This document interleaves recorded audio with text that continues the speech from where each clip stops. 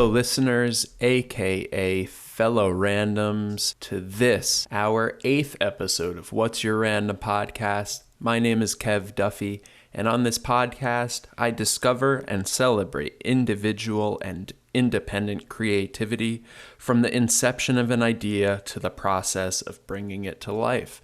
And today, I have a special guest for you, Luis Santamarina via Argentina. This is just me pretending like I know how to speak Spanish or with a Spanish accent. Before I introduce him and we get on with the podcast, I want to thank those who make this podcast possible. And that is you, listeners, my fellow randoms. So thank you for joining us here today. Be sure to subscribe to the podcast on iTunes and Spotify. Give us a rating if you can. We'll take however many stars you give us. And also subscribe on YouTube, where you could watch all of the gesturing and facial contortions we make as we go through these Zoom podcasts. Yeah, today is a special one, and I think YouTube might be a really good place to engage with it, because my guest today was not a native English speaker, and he was speaking English unbelievable to me. He was speaking English out loud to a person for only the 4th time in his life, based on his calculations, and I think that was no small feat. For Luis, he learned English by playing video games, so there may be some points where it's a little harder to understand him through his accent if you're not used to speaking with accented English speakers. And so if you do have trouble with that, I encourage you to check us out on YouTube, where we will have video accompanying the sound and audio of this episode. And I will also go ahead and subtitle it for those who want to really dig in deep into what Luis was talking about. Covered a lot of really fun and interesting things today, and got really, language, I don't even want to say there was a language barrier, because we got really deep into the metaphysical, as Luis would refer to it as, and talking about barriers to creativity, overcoming those barriers, and also something along the lines of a collective consciousness in our creativity and connecting with others. So it was a really beautiful episode of the podcast, my first South American guest, and I hope you enjoy. Keep in mind, after the episode is over, I do append to these a debriefing where I talk about some things that I learned over the course of the podcast, that specific podcast, and any lessons I might have taken away from it after the episode is done. So hang on for that if you're interested. And without further ado, I introduce Luis Santamarina via Argentina, coming into What's Your Random to discuss his random, which is comics, from writing to penciling to inking to coloring to lettering to distributing. He's done it all, and it was a real pleasure to have him and speak with him about his random.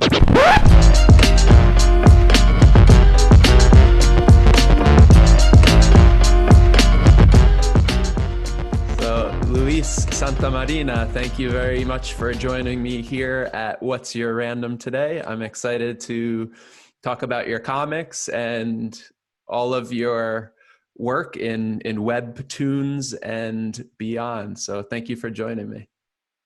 Thank you, Kevin, for inviting me to talk with you. I think it's a great opportunity to speak in English this time. Talk about comic and random things. Yeah, that's what this podcast is all about, a lot of random things. So we could go in any direction you want. And if you don't understand what I say or anything like that, we repeat and we move on. Yeah, so it's very flexible. I want to ask you, how did you interest on make this podcast? Yeah. Do you write or draw comics? How is your history? So I I've done a couple of creative things. I used to draw quite a bit when I was younger, but I never got into actually drafting any of my own comics, although I've had some ideas.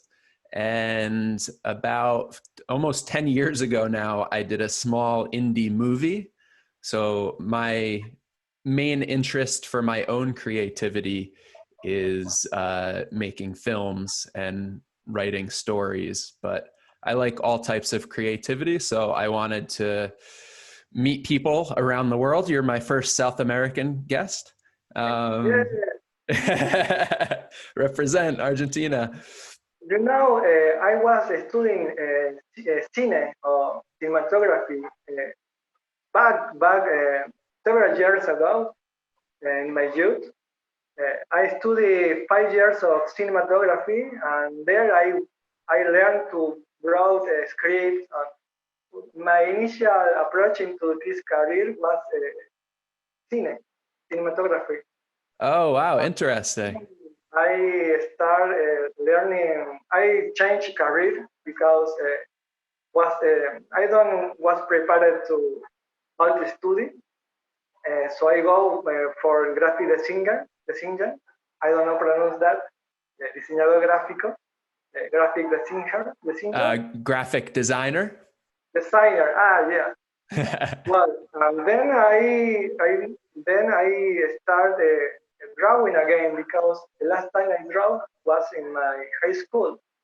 So I start drawing again because okay, graphic designer, we need to draw words and triangles, things like that. And then in a moment, I think I sent a mail with a little view. In a moment of 200, the apocalypse 2012, uh, I woke one day and say, okay, I will do comics for So nothing. I wasn't drawing human anatomy, for example. It was a weird thing. My first son born, and I sensed that I have to start processing my creativity in this way. So I start making comics.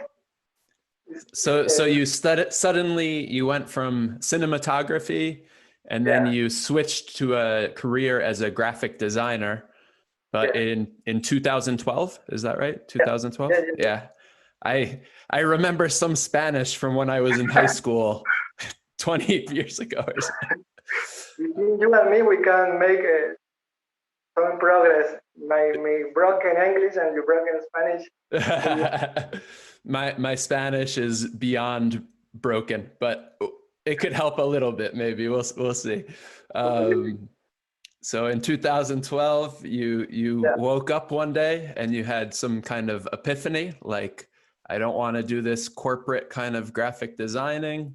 I want to process my creativity in a different way. I want to start writing comics and drawing. Is that's that right? right. At the first, I was doing both paths, corporative work that gives money to live, and in the extra time, the comic art that I wanted to create. And I start both paths at the same time to 2019. I forgot the numbers in English. I don't know why. 2019? Yeah, yeah, that's right. And Is that right? yeah, so I get tired of the double movement. So I choose. Now I'm focusing in the comic art 100%. That's amazing. Yeah. And for people who are listening to this podcast, Luis has a comic of his own that's in a anthology that is being funded on Kickstarter right now. And that Kickstarter is called A Cold Dark Universe. And Luis's comic within this anthology is called Rob Robertson. Did I Yeah, pronounce? Can you pronounce it for me better? Robertson. Yeah, Okay. And it's I from reading the small tagline, it looks like he's a robot in an intergalactic detective occult agency. Something. I will tell you the pitch. Basically, it's commemorating the occult detective history, but it's a also it's like I use other characters that you see in the draft. They are like the Thundercats, Silverhawk, like this kind of cartoon that I grow up. Yeah, me too. Yeah, and so I want to do like a homage of that series. Start. Yeah, I'm making the occult detective kind of story inside of that world.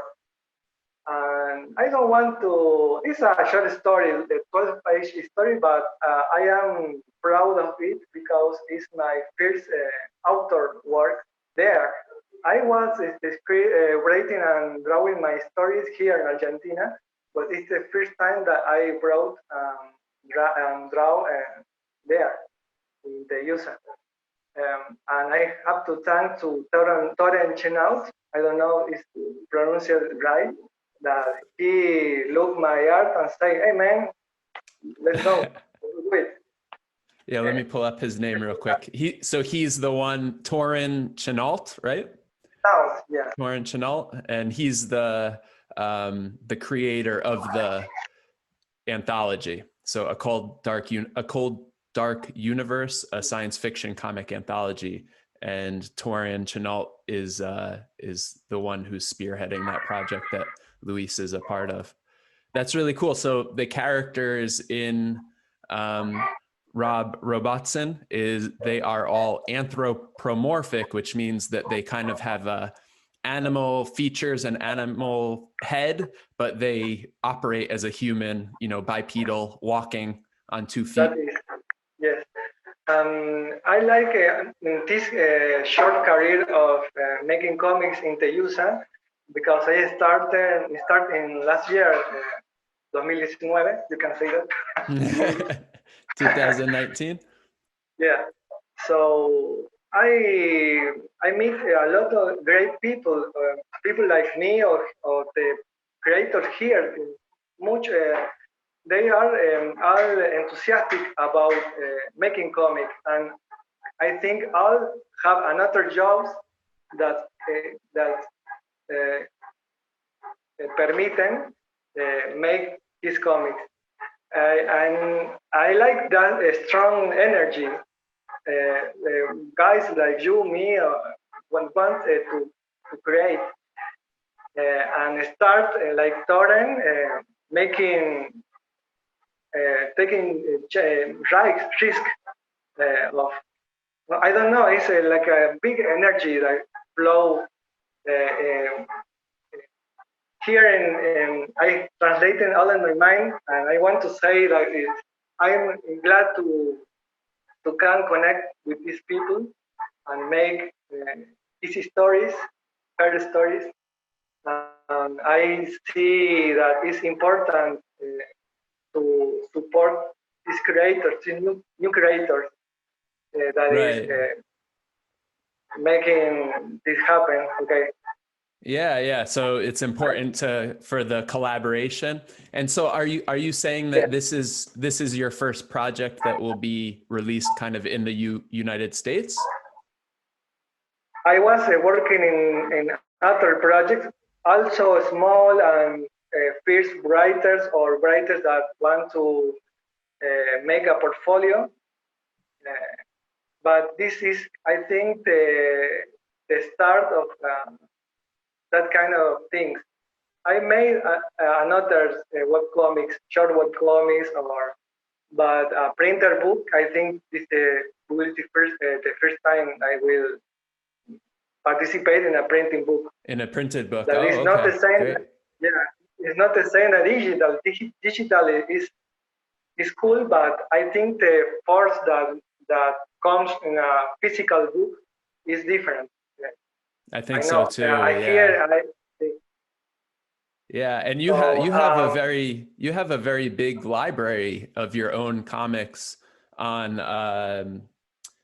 mitomante.com.ar, which is Argentinian web yeah, address, and short comics, long comics, and comics with. I think you have your own unique style, but I also see every comic is somehow different and changing. Um, so I also want to ask you before I ask my next question is uh, you told me in your introductory email that you had a pen name which was different than Luis Santamarina. yeah. Was So Siu Mitomante. and why Here the people, no, I don't know, man. I have to choose in the first printer copy if I will use my name, a real name, or make a pseudonym. Pseudonym, I don't know who's pronounced there, a pseudonym, but as to pen name? yeah, pen name, yeah. So in this, and before I sent to print, I don't know. I say I changed the order of the name Louis. If you read backward, say Seoul. Ah, I see. So okay, let's go. Seoul Mitomante, like Rob Zombie, White Zombie, Rob Zombie. Mitomante is the corporative name or publisher name. So I go for that idea of a rock band. So Mitomante standard name. means zombie. Mitomante means is not I back in the I don't know when I was 19, 18, I draw a creature, I don't know pronunciation, uh, like a dragon, a street dragon, a roof dragon. It's a strange. That is the logo. You see that kind of animal, fantastic animal. I Um, see. I see. Like and a dragon. one, yeah. Uh, so a school partner say, well, what is the name of this creature? I say mitomante. It has no meaning. It's a name. It's a really nice name, actually. It sounds nice. Yeah, yeah. Okay. So well, I started making my own comic auto publisher here in Argentina. Was a big movement. The auto publishing house, author and publishers at the same time, because here in Argentina not exist an industry of comics. It's true that Argentina has a big story in comic back in the late 70s, 60s, 40s, but in the 19, all the industry died here. Why? So all the because economic issues. I see. So all the artists that was working here starting working for Europe, Europe, For um, Europe, and European? Europe, yeah. So and here the industry was so big that, for example, Italian companies copied the system of Argentina of make like a voluminous volumes of pulp comic, like Western, sci-fi. So Interesting. here in Argentina, every weekend was 4 or 5 publication, like the Shonen Jump of Japan, like Yeah. a great volume of pulp stories, and all the people here read that comics. So here in Argentina, the people was using to read comics. Read. Oh wow.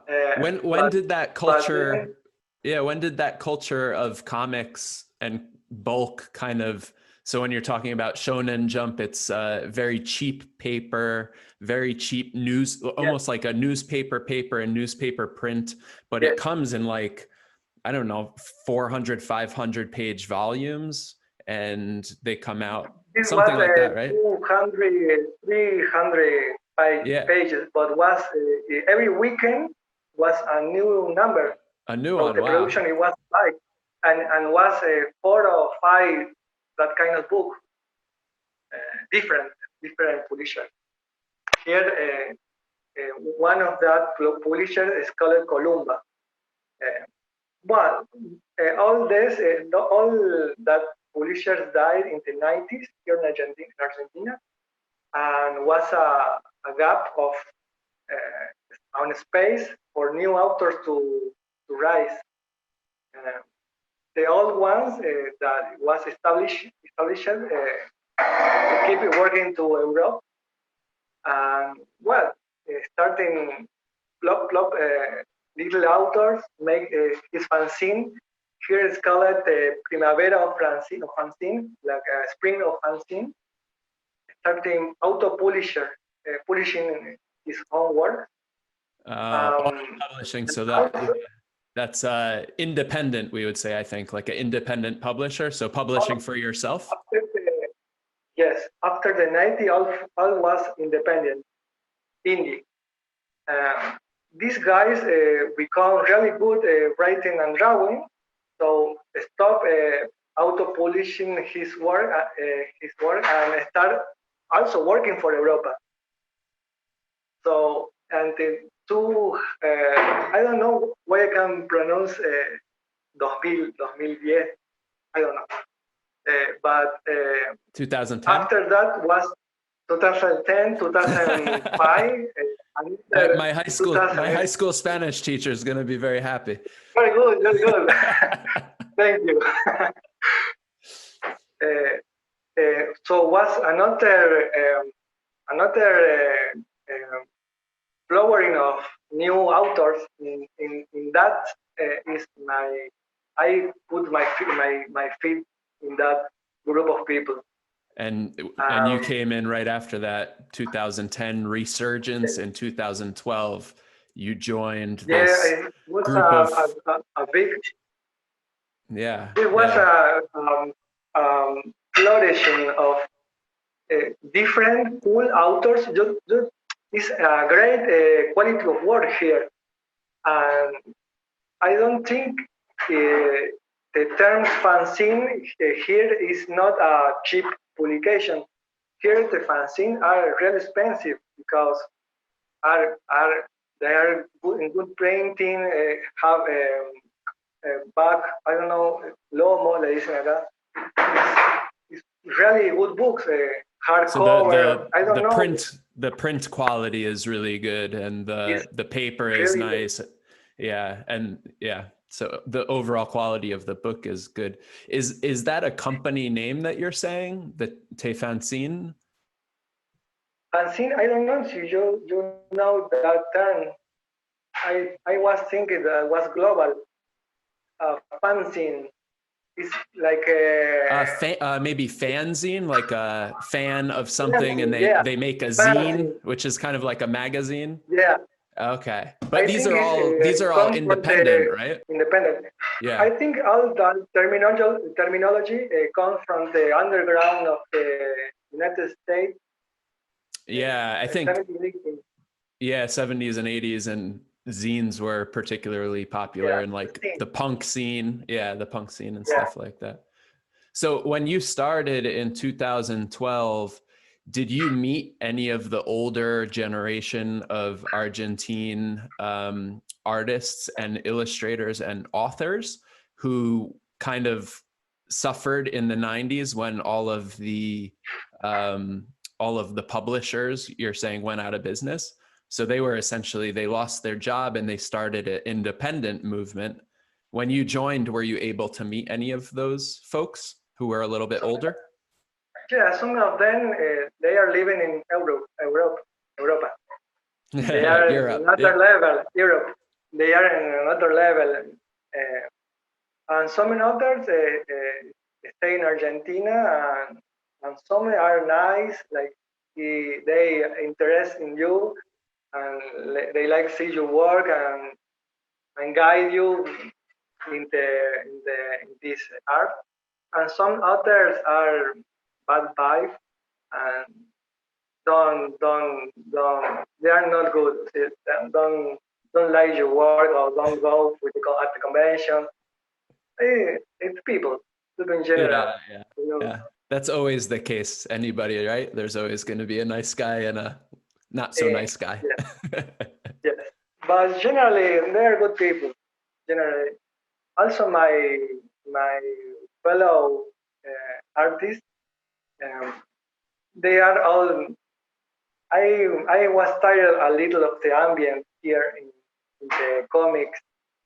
We all knew each other and we all buy all productions, but I was tired Tired of of the environment with fellow Argentine yeah, comic authors and be artists. in the road, because we sell it going to conventions or places like that. We have to travel to a place and then sell the books. Was a very a hard movement for the body, and now I have a family, and it was complicated to because I don't have problem with the production and print, but here is no distribution. You have to go to a place and sell. I was I was tired of. I don't like it too much star in a place sitting a Yeah, sweat yeah. So you sweaty have to place be, place. yeah, you have to be the salesman, the Yeah. author, Oh, the publisher and the salesman. So that also takes yeah. time away from your craft. I'm sure that you Yeah. just want to Yeah. continue drawing and not spend time promoting and selling your thing, especially in person. That's very tiring to have Yeah. to travel But around so much. it's nice to see the eyes of the, the, the people that buys your art. It's nice to chat, and mostly of the people that buy comics want to make comics. So there is a nice flow of energy of just saying, "Hey, you can do it also. If I can do it, you can do it." Yeah, It's yeah. nice. It's very encouraging. Yeah. Um, Also, a good thing about that is we learn do all the step of the process. We do pencil ink, color lettering. We learn uh, how to layout the book, how to talk with a printer, how to sell. We So you run the whole business, so to yeah, speak. Yeah. we cover all the aspects of the comic production because as I say you, we print in a good quality. It's like really there are books you can sell in a bookstore no problem. So we learn a lot. But Yeah. also it's tired. It's nice to only don't preoccupate for the selling or talk to the printer. Just focus in the art or the breathing. I think is the best. Or no, for me. I think Yeah. for was a stage of the learning process. I want to know, and I now want to focus in draw, write, and that. That makes sense. Yeah. And how did you connect, or how did the people from A Cold Dark Universe find you? You said that he reached out to you and said, "Hey, why don't you participate?" How did he find you? Maybe like I found you? Yes, I was. I started last year, Agosto. I started. August, yep. I tired of my 10 years of career of graphic designer. So I started thinking how what to do, and I started looking the forum of Reddit or DeviantArt, some others. And it was okay. Was an Italian guy. What what is wanted a colorist? Okay, I will send. I say, and then the guy say, okay, let's do it. Okay, so I start there then. Um, and I start receiving money for coloring. It was crazy for me because all I don't here in Argentina. I put money to make my book. Right. It's nice to someone put the money to to your art or make your. I saw your face and you're struggling to understand me or No, if no, you. no, I'm okay. Yeah, yeah. No, my face, I think, is saying I'm happy because at that point, somebody pays you for coloring their book, this Yeah, Italian guy. yeah, And at that point, it's like you were a professional before, but now you're really a professional. I think that's the yeah. point You where it's change. kind of like I made it. Somebody recognizes that my work is good enough to trust me to do the coloring for their book and to pay you for it. So yeah, that's wonderful. Was No, I followed it change. completely. Okay. Yeah, it was a basically it was a change of mind. I don't know why I don't think that I can leave it making this. Uh, but my technical abilities weren't in spot. I think 3 years ago, but my mind wasn't ready to take to that. Um, Because it's risky. It's a little, it's kind of scary, right? Especially you have a Scary because family and yeah, and I was like 10 years of specializing in a branch of graphic designer that is e-learning. So it was making videos for e-learnings or for companies here, Coca-Cola or big companies. So it was a comfortable space that I was living. But I want to make comics, man. So at I don't know. some And I, point you had to jump, yeah, right? and I think that making comics make me very happy. My family says that, oh man, you're really happy because I wasn't back. So I think maybe I was so happy back in the years because now I feeling that I contributing to the world anyhow. Uh, and I think that I feel really happy when I draw or write my stories. I think that is contagious.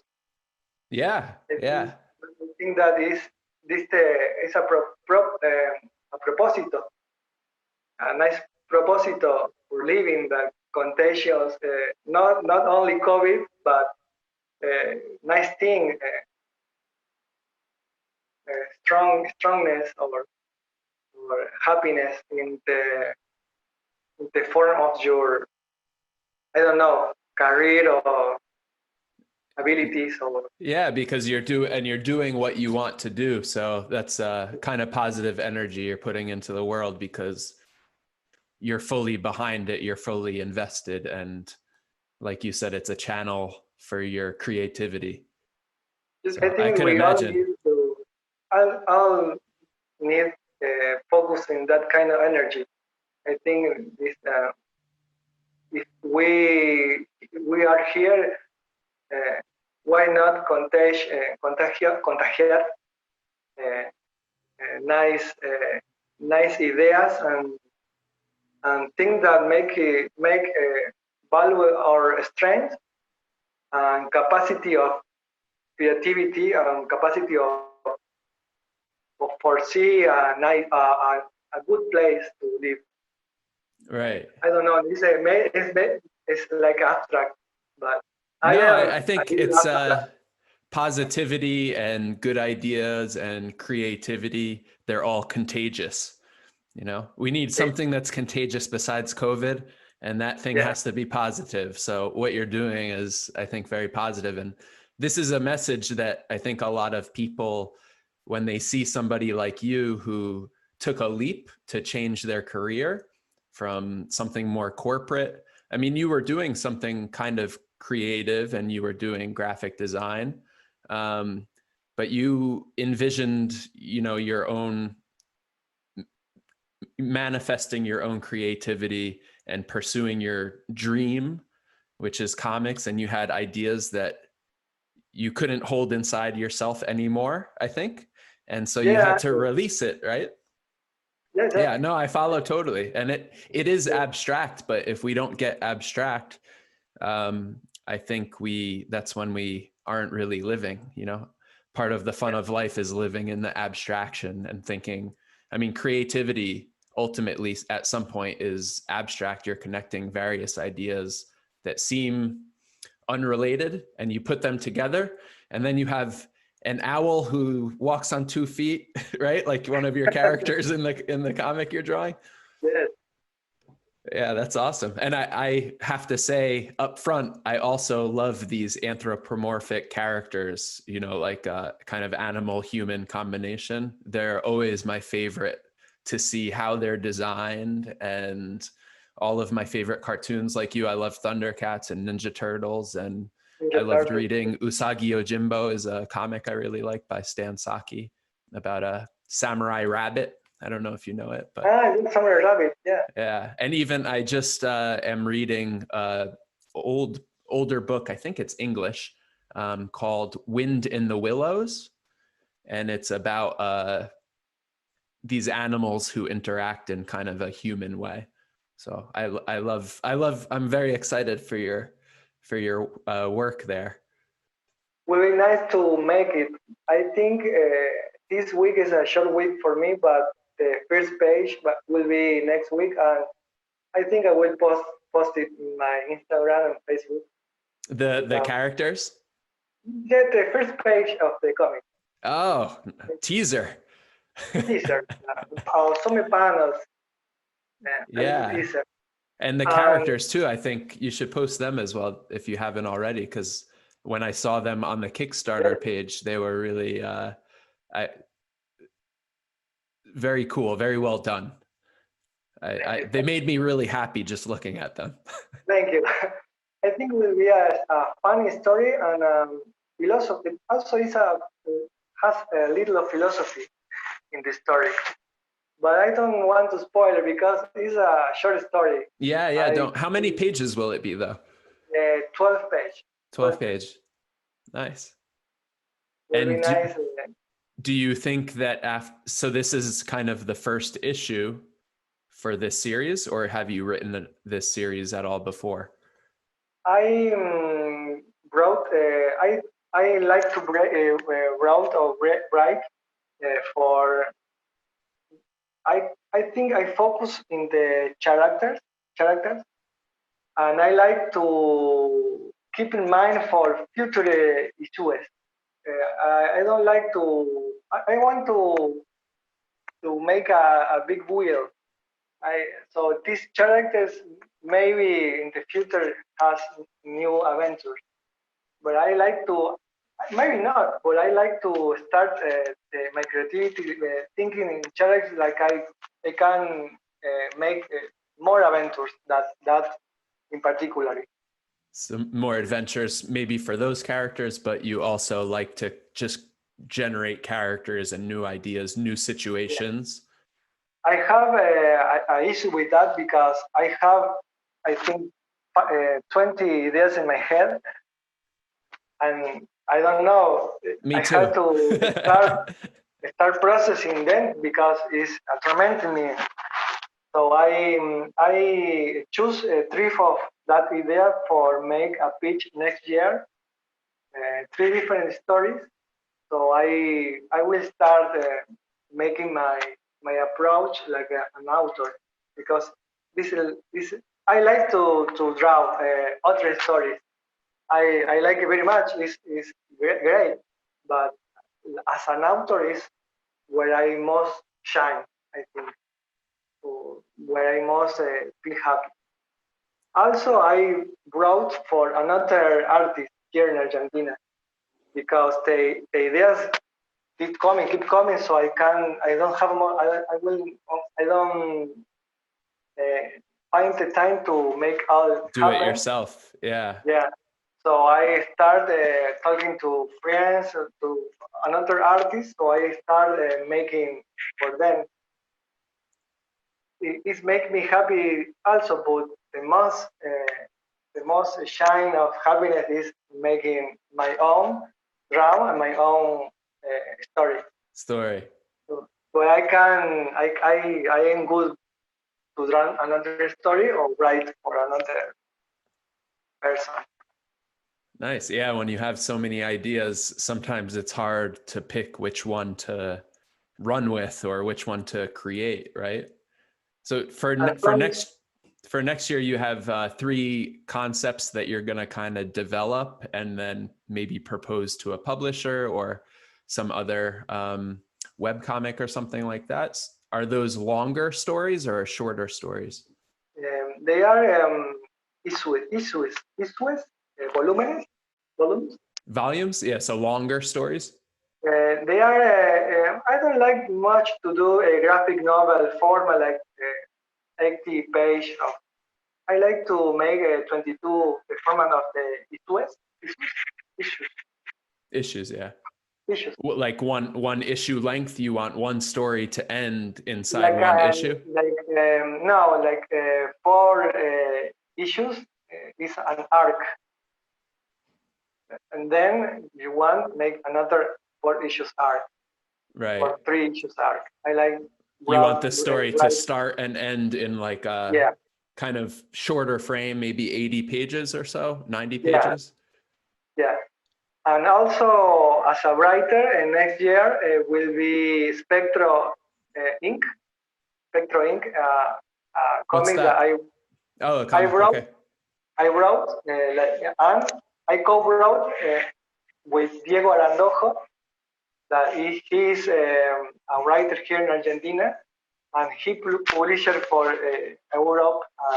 Also, Fantagraphics published a story of him, the color Vietnam, Buenos Aires. Oh wow, awesome! And that's a popular magazine, Fantagraphics. I think Fantagraphic is popular, or I don't know. Here in Argentina, Fantagraphic is popular. I've heard of it. Yeah, I've heard of it, but I'm not totally familiar. So it's a magazine. No, I think it's a publishing house. Okay.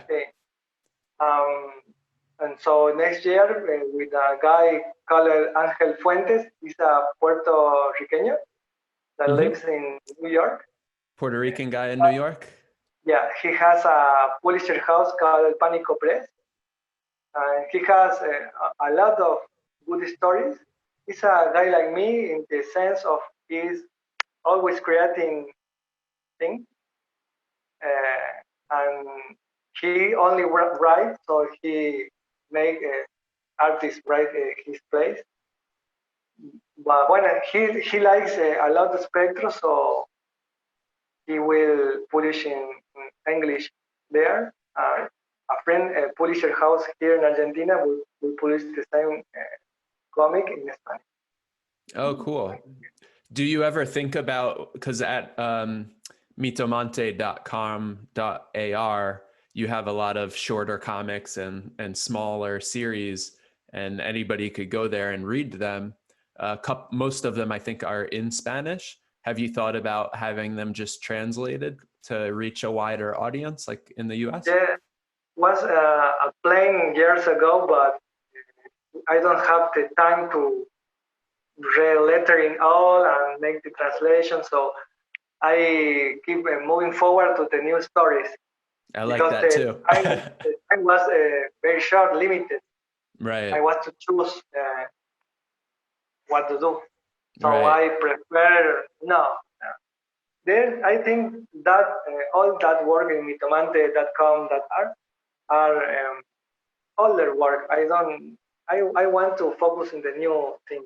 You want to move forward and look to the future and keep progressing. I think it's early works because one criticism I have with my first print book was like sucks, but the material of the book was, the cover was so professional, the logo, the all, but the interior of the story and the drawing was sucks.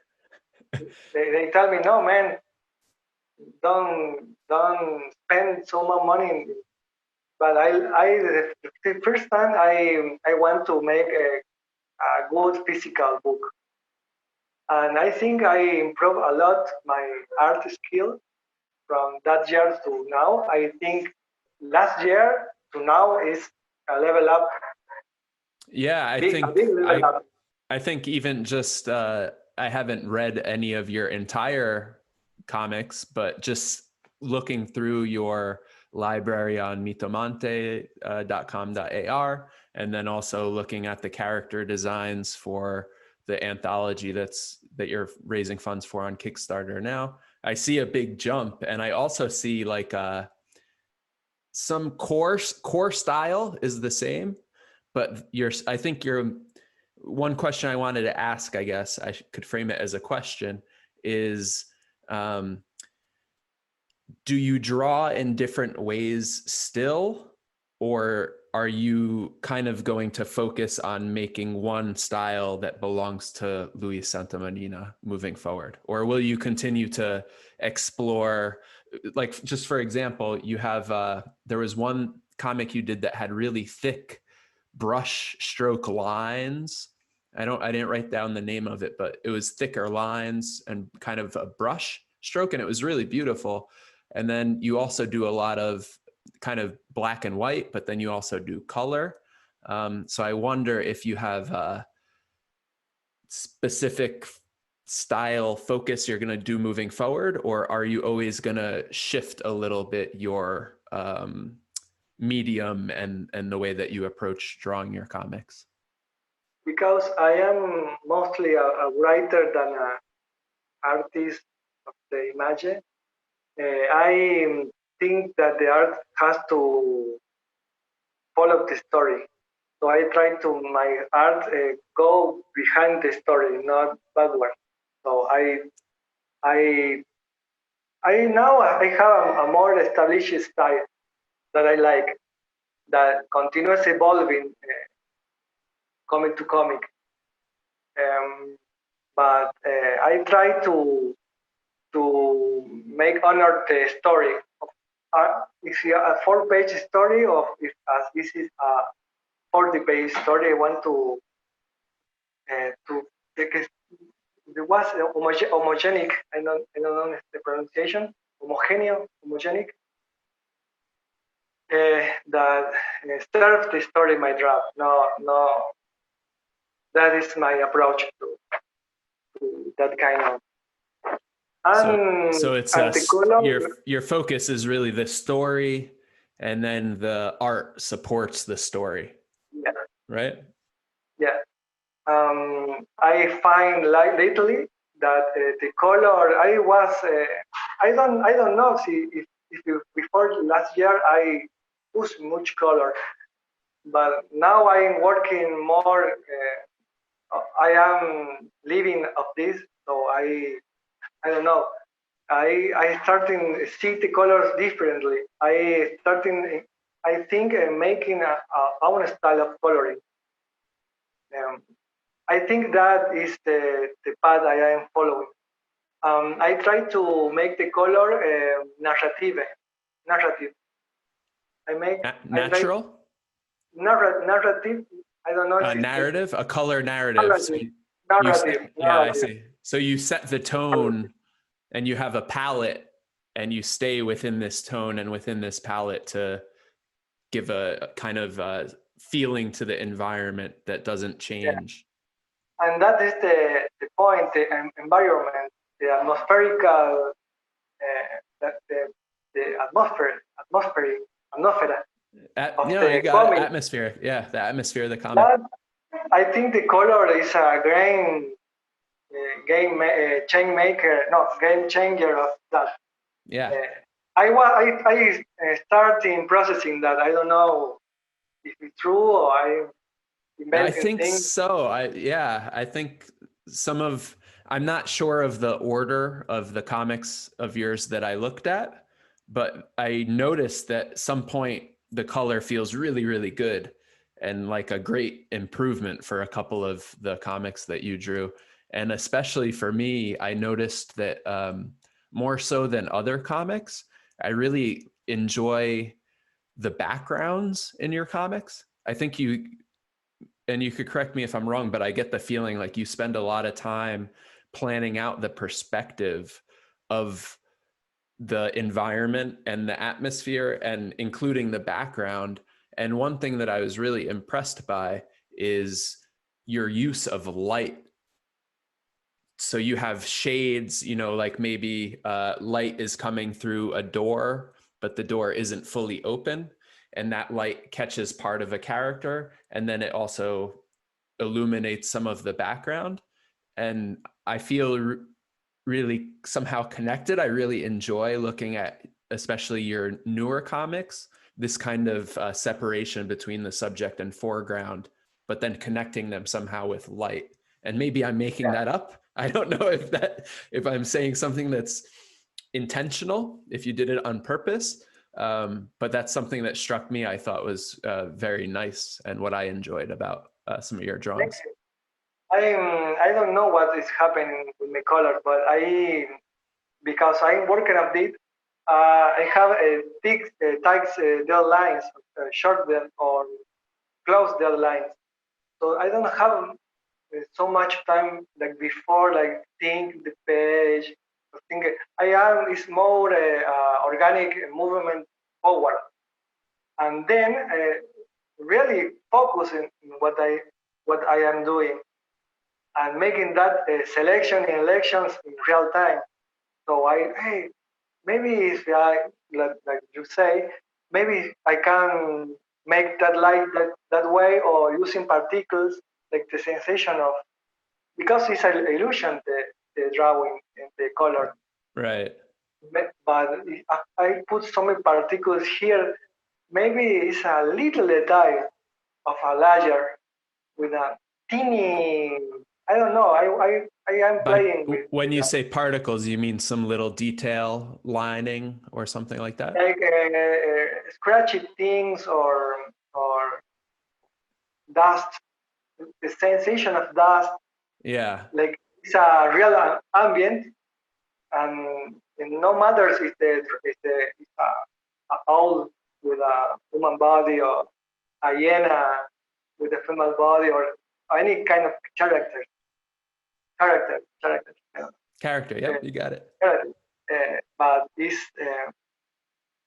I have to say that I learned English playing video games. So this is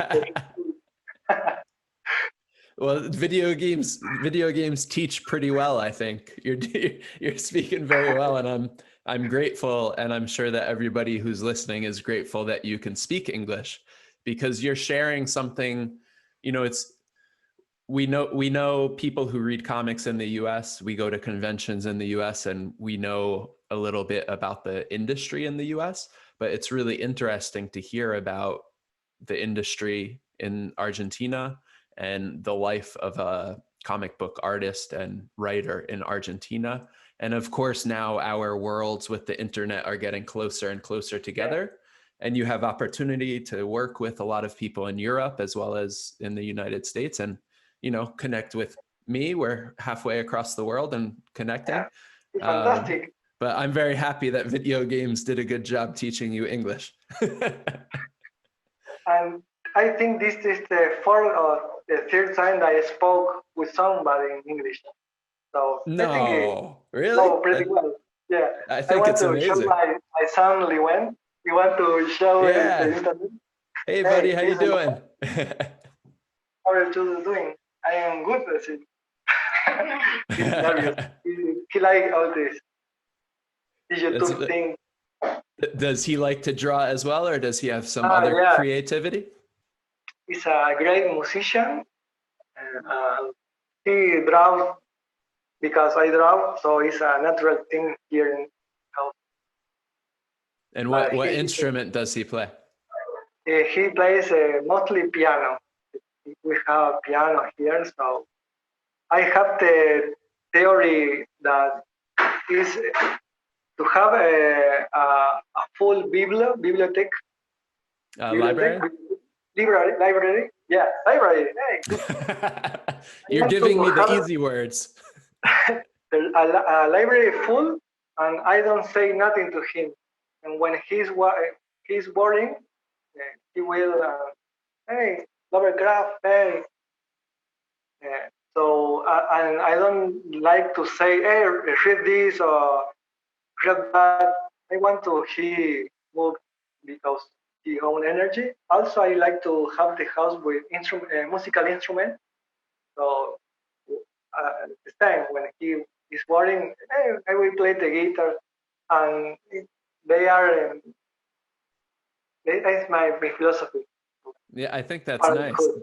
because he has the opportunity to play an instrument. He has the opportunity to read a good book, but Yeah. you're not forcing him. So No, no, the instrument is just there, and he, present it, and yeah, yeah, and the full fridge, and yeah, that's the most it's, important part, a full belly. yeah, yeah, yeah, yeah. So I was lost in what we are talking about. That's okay. The We're random we're thing we're is being random. part of the Yep. random. Yeah. Yeah.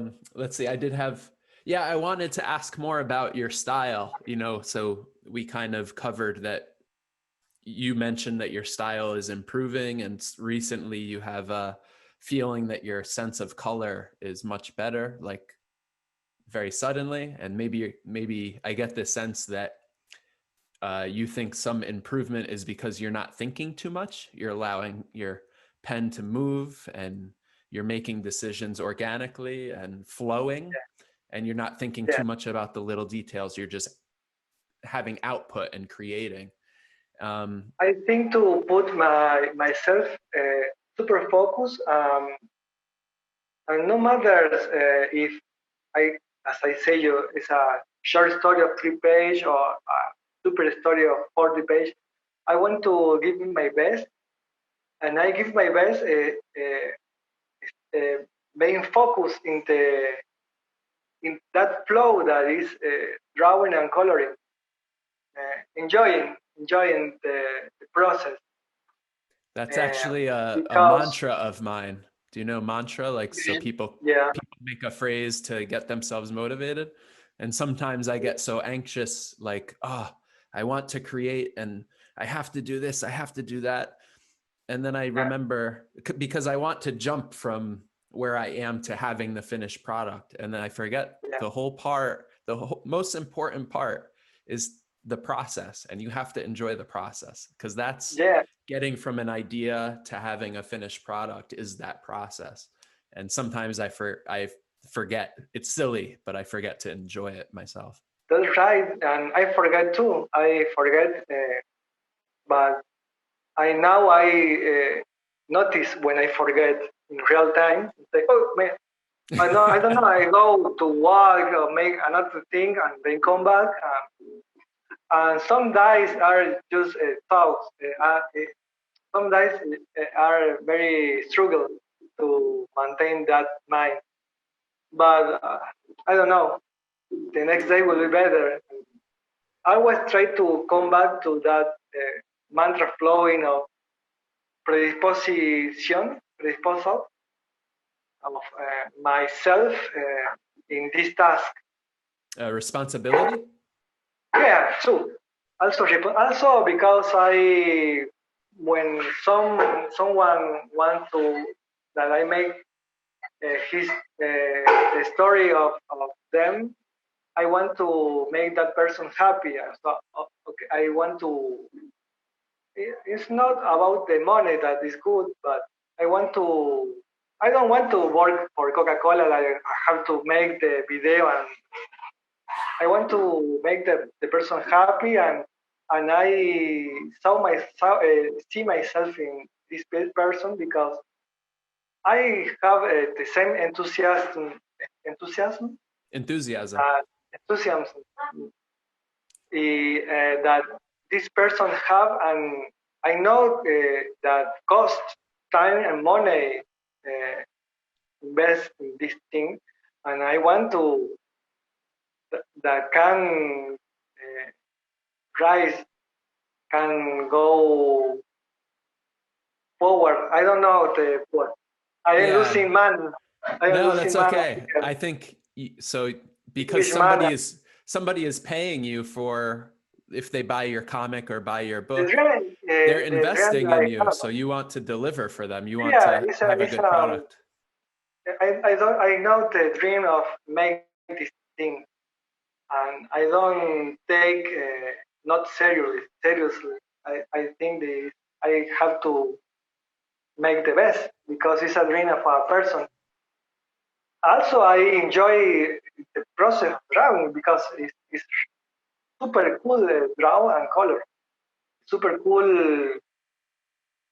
It's like meditating for me. It's like I entered, put some music and Spotify, enter the world, and it's like a travel.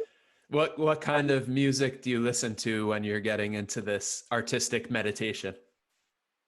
I want some days I want more powerful music. Some other days more quiet music. I don't know. I like Deftones. I like all I like very extreme hard metal, Hard progressive metal. metal. I feel like many Argentinians I've met have really liked heavy metal. Is heavy Yeah, metal a big genre in Argentina? I don't think so. No, No, no, no. just the people I meet. Yeah, I think so. And I like also uh, some jazz. I like I will say you names. Robert Glasper Experiment. I like to put when I work here. There are nice bands like Pineta. Pineta? Pineta. Um, It's um, the artist name or the group it's name? the last name, yeah, the The last last name of name. the guy. But I like also David Bowie. I don't know a lot. Yeah. I I was the Cure, uh, the Gathering, nice. Annette, Annette van Grinsbergen. I think is her name. Um, So it's very and varied. It's very yeah, I like want. lots of Yeah, different depend of things. the moment. I choose something, or sometimes I put like a playlist of swing jazz or psytrance, como like Caron Bassett life form, the couple of guys that make that kind of music. Also, I can put shamans, chipibos, that they sing Icaros. They are ayahuasca songs, EDP songs. I don't know. It's fluctua. It's very random. My Yeah, yeah. music Depends on depends your on mood. what I need to keep forward to my art. Or sometimes it's only silent. It's nice. Sometimes it's being silent. Just rap. Yeah. Sometimes I forget that and I forget to try to create with no music on and just silent atmosphere. And Mm. a lot of times that's really nice. Um, I hear Do is your you? son playing piano now? Yeah. I can tell him that stop if you want. If you I don't know. can, I feel bad, but I if will you tell you. can, yeah. I will. Give me a Thank you. second. No problem. So sometimes you listen to your son playing music too and you create that. Yeah, I have my office in my laboratory here in my house, but another room. I don't know the word, but it's a room far away of the center of the home. So I So it could am be like quiet and isolated, but I can hear some things in the top. nice. A question I want to ask you: Yeah, yeah. why do you start making this podcast? And I curiosity about your working comics or your working script writing or what you wanna do with that. I don't remember if you say that you draw also. I want to know a little more if you want. Yeah. Um, right now, I'm working on kind of a film project. So, Yeah. starting with writing and prop making, I'm really interested in Making practical effects. uh, what kind of genre? So, like, genre? I I'm interested in old Japanese shows like Giant Robo and Oh, mecha. Ultraman Mecha. Yeah, Oh, yeah, I love that genre. genre. Yeah, so I want to kind of investigate the old special effects before CG and before computers and I love use it. some Michael scales. Gondry, Michael Gondry that use a practical effect. And I pops to my mind the video of Beastie Boys. Yeah, exactly. That's exactly it. That's exactly what I want to do for their video for intergalactic Planetary, planetary. Yeah. another dimension. Another dimension. Yeah. Um, so yeah, I'm building some props and stuff for scaled environment like that and building a story around it. And I like story building or story writing and universe building. So in general, I have some side projects I'm working on now. And then I started this project, a couple of reasons. One reason was because I felt like I wasn't communicating with people so much. And when I think about communicating with people nowadays, it's usually Twitter and Instagram and Facebook. Mhm. And, especially in the US or maybe just in general, people are very aggressive and the feeling is very negative. So I felt a little isolated, like I couldn't communicate with people, I couldn't participate in a conversation. And I felt nervous because anytime I thought about writing something, I thought about kind of a negative perspective somebody can take on what I was saying. So I'm a pretty conscious person, I think. And I think a lot about multiple viewpoints. So I can always criticize myself and see how it can be seen as wrong. It's a good trait, I think, but it's also sometimes challenging. So this podcast in a big way, and I think this is the first way I explained it like this, but this podcast in a way is to overcome these kind of short conversations that easily create some conflict and to connect with random people and people I don't know that's one part of it, and have a conversation very organically. I mean, we exchange some emails and messages on Instagram, but we've never spoken voice to voice and face to face, over the internet before. So it's kind of makes me a little anxious when I have a new guest, but also very excited. So that's one side. And then the other side is I wanted to start to explore creativity again and to learn about other people's ideas and their process, so I've had this will be probably somewhere like my 8th or ninth episode, and I've had a lot of comic book people, writers and artists, but also filmmakers, documentary filmmakers, and feature film makers and narrative filmmakers. So yeah, I'm excited to explore all types of creativity, and I like the idea of figuring out how people get ideas. It's really mysterious, and it's Yeah, different for every person. yes. I like that. Um, I share the same uh, thinking about the creativity. I love to hear someone speak and how he process an idea, how he comes with an idea.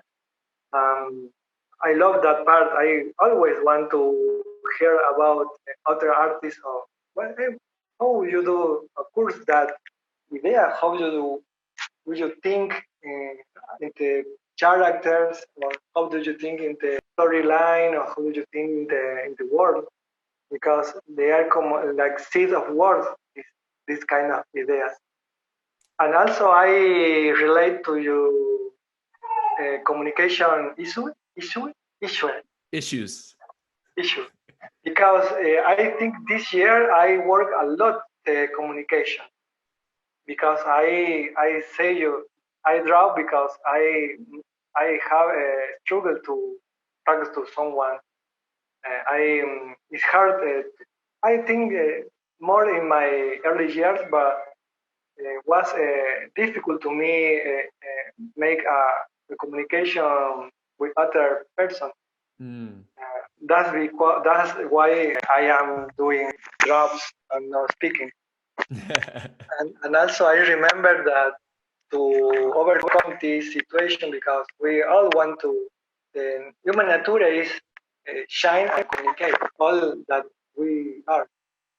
Uh, I think I start a radio program to start speaking and start moving the throat. And I think was super cool because I start. I don't know. Just by, you mean by writing? That's kind of your voice is through your No, writing. no. I start talking to in a radio show, making Oh, a column about comics, and was wow, super super healthy. That this kind of thing I think is medicine because yeah, yeah. I like you said when you started drawing and you quit your kind of more corporate design job and you switched to focusing on your comic projects, people around you said that you're much more happy and yeah, energized and positive. And my girlfriend said the same thing. And I noticed it about myself since I started the podcast, and I'm able to communicate with people, and my mouth is moving, my throat is moving, yeah, there's certain chemicals I think in the body that moving start the energy flowing. of the body, yeah, and cleaning your the obstruction, the bad thoughts, the Right, right. chemistry of the brain that is I don't know this word. This was a weird year, the Yeah. apocalypse. We expect zombies, but now people with flu. I think that this year was very challenging for all, and I think that all the things that wasn't eager, hyper in the top of the water, starting to manifest, starting. I don't know. My son starting have afraid in the night. Maybe He's this starting is a to have uh, what? afraid, Afraid? miedo, Fear? fear, fear in the night.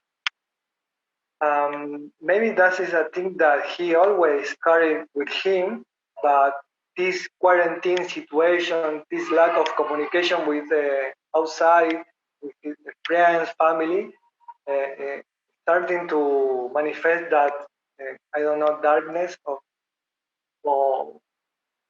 bad chemistry of that we all carry because we live in this world that is very hard to people. I think in general. Yeah.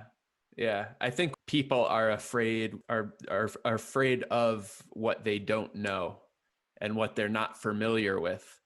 And the longer we stay inside and we don't communicate with people and we read negative news and we read negative comments within our community on Twitter and Facebook, then what we were familiar with last year, it becomes less and less familiar. We become more and more isolated. And then we're a little bit something that we weren't scared of before, maybe like your son. We weren't Yeah, scared of it before, but we haven't seen it for 1 year or so. And so over that 1 year, we started to question, oh, maybe that's scary. Oh, I haven't seen it in a year, so I don't know if it Yeah. changed the situation or the, whatever it may be. And yeah, I think that's dangerous, but I also think it's easy to overcome if you acknowledge it. I think part of being in a negative space during these challenging times is not confronting your fears. So, I mean, to be honest, when I started this podcast, I had some doubt and I was a little afraid of meeting people randomly on the internet. And like, I thought of what could go wrong. But I mean, look at us here today. It's something very positive. And I think Yeah. that we tend to focus on how things, or many people, I don't want to generalize, but we can tend to focus on the possible negative outcomes, even Mm, if the likelihood is much smaller than the positive outcome. So positive outcome is 80% likely and 20% negative outcome, but I'll focus on 20%. that's a crazy thing. The focus and thing that can exist, but it's the fear. I think Yeah. fear is imagination, negative imagination. Yes, I totally concuerdo. Concur. Yeah. You agree. Okay. Um, well, I was lost again in the That's random. okay. I could tie this into your comic. I'm going to do, I'm going to try to make a magic trick and pull us back to your comic. That's a really good conversation though. And I really appreciate the question. And yeah, I was I these kind of things talking in, in any situation make me super nervous. Um, More in an English spoken language that I don't. I It is the fourth time that I making these noises to you to understand. yeah, that's amazing. So thanks to the TV and video games, I can. I don't know, Yeah, my but brain. I But I mean, was if, really nervous to make this chat, and I was saying to my wife, "Then I want to skip the time and go right now to 11 p.m. and all this was forgotten or in the past." But then I look that feeling and say, "Okay, no, let's make this let's make this focus in the present and let's try to enjoy." And all the ansiedad is my daughter crying there. that's okay. Went down. Okay, so I I was remember that Gary talk that Yeah. how So you, one want to jump a certain point in space and don't enjoy the life. right. And because it's, it's scary to meet somebody. I mean, I feel the same way when I start a podcast every time, a little anxiousness, but then I remember I just have to switch that from kind of a negative anxious energy to a positive excited energy. It's And the same like, but it's the same electricity, but yeah, electricity can make it work. I don't know a TV or make it or can make it work. I must say a destruction machine. It's electricity don't have morality or ideas. It's right. just energy that you one have to put the focus point to Yeah. So I think the we can feel individual is responsible to direct the energy in a positive way or negative way, or whatever because way is the important at thing that is time. the energy will be there to disposition Disposition. disposition. You can avoid be in energy because we are living beings that with electromagnetic field in our bodies. Uh, but you can choose where to move the energy. Right. Yeah, That I agree. I agree. And it's it not a goes back. physical. I think it is coming to abstract to metaphysical, so it's a good random chat. Yeah, no, I like this conversation, and it relates back to what you said earlier. You were talking about if you are drawing and you lose your flow and you're kind of blocked and you're not feeling good about your creativity and you're not enjoying the process, then you sit back and you go for a walk and you realize that you need to change your mindset and kind of hit reset. And for me, a lot of times, like, um, I think I like a little bit of adversity and challenge. And sometimes I'll try to power through and I'll be working on something. And I'll feel a little tired and not focused, I'll lose my focus. And instead of taking a break, I'll just keep trying to move forward, move forward, move forward. But the quality isn't great because I'm not really engaged in what I'm doing.